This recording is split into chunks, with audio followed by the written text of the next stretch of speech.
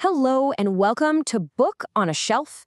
Today, we're cracking open one of the sharpest, funniest, and honestly most provocative essays you'll ever read. Mark Twain's The Lowest Animal. So get ready, because this is a wild ride that's going to flip our whole idea of human superiority right on its head. Okay, so let's just dive right in. You've all heard of Darwin's theory of evolution, right? The ascent of man from the lower animals? Well, Mark Twain took a good long look at the world around him and came to let's just say, a slightly different conclusion. He proposed this radical new theory, the descent of man from the higher animals.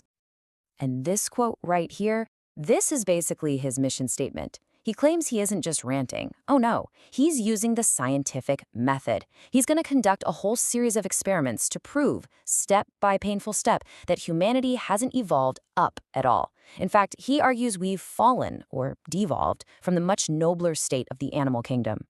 Now, before we get to his, let's call it, evidence, we really need to understand the tools he's working with. Because to really get what Twain is doing here, you have to appreciate that his greatest weapon was, and always will be, laughter. The specific tool he's using is satire. And this isn't just about making simple jokes. Satire uses humor and exaggeration to shine this giant, unavoidable spotlight on our flaws.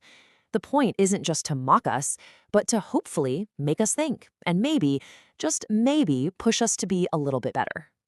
And Twain's two favorite satirical moves are on full display in this essay. First, you've got exaggeration. He takes human behaviors and just blows them up to these completely absurd proportions. And second, irony, where he says one thing, like calling his work a scientific study, when he really means the exact opposite. You got to keep these two in mind as we go. All right, lab coats on, it's time to review the painstaking and fatiguing work from Twain's experiments. He claims they were all conducted at the London Zoological Gardens. So let's see how humanity really stacks up against the so-called brutes. First up is an experiment on cruelty. In one corner, we have an English earl who goes out and slaughters 72 buffalo, just for the fun of it, and leaves 71 of them to just rot on the plains. Now contrast that with an anaconda. It kills one calf, eats what it needs, and is perfectly content. Twain's conclusion? It's pretty blunt. The earl is cruel, the snake is not.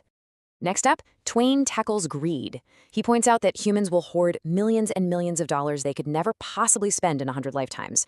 But when he gives animals the chance to accumulate vast stores of food, they just won't do it. The squirrels and the bees, they take exactly what they need for the winter, and then they stop.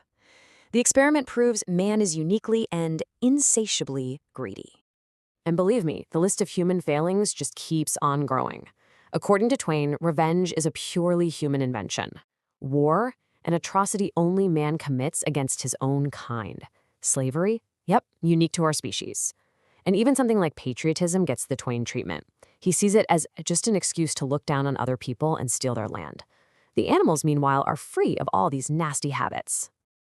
In this image, it really illustrates his point perfectly. Just look at this collection of higher animals. In Twain's worldview, they're living in a state of grace. They aren't burdened by our complicated and often self-destructive ideas about morality or revenge or indecency. They just are. This next quote pretty much sums up everything. It's an absolute classic. Twain says it's not our ability to laugh that defines us, it's our sense of shame. Man is the animal that blushes. He's the only one that does it or has occasion to. Wow, it's just such a devastatingly simple and powerful observation. But Twain, he saves his most damning evidence for last. He sets up this one final grand experiment to test the absolute core nature of man versus beast. This really is the climax of his entire argument. So let's look at the first cage. Twain claims that in just a matter of days, he taught natural enemies, a cat, a dog, a rabbit, a fox, to all live together peacefully. And the result wasn't just tolerance. He says it was actual peace, maybe even affection. And then he tried the same experiment with humans. He gathered people from different religions and nationalities from all over the world and put them in a cage together. He came back 2 days later to find, well, in his words, a chaos of gory odds and ends. His point? These so-called reasoning animals had disagreed on some tiny theological detail, and had completely annihilated each other.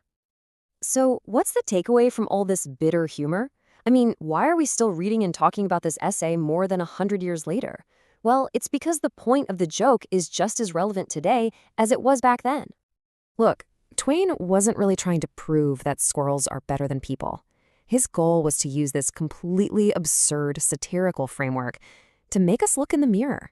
He's forcing us to question our own pride, our violence, our greed, all the things we've just come to accept as a normal part of human nature. And that leaves us with this final, really provocative question. After looking at all of Twain's evidence, what do you think? Are we really the reasoning animal at the very top of the chain?